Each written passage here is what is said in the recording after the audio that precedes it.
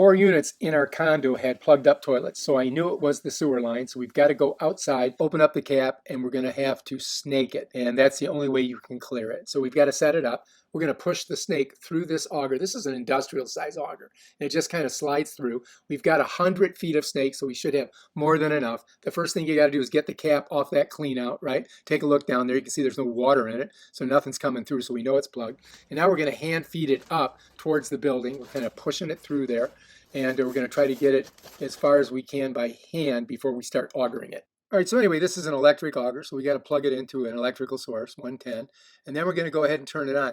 Now, when it's in the middle, it's in the off position. When we push it forward, it's in the forward position. That means it's going to push the snake forward. You can also put it in reverse, and it will pull the snake out.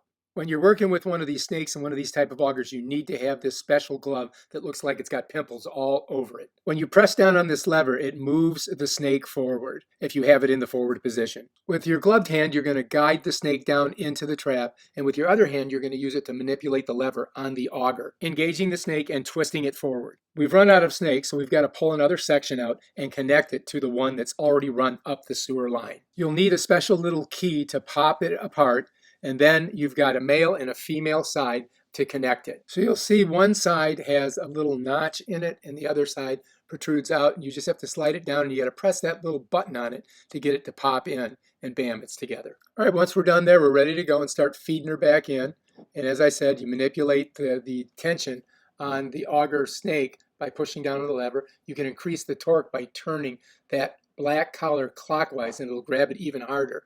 And now you can get more torque in it as it spins down through the drain.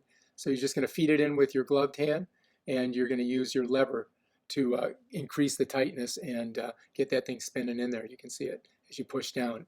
It creates more pressure and torque. And you just kind of feed it down in there.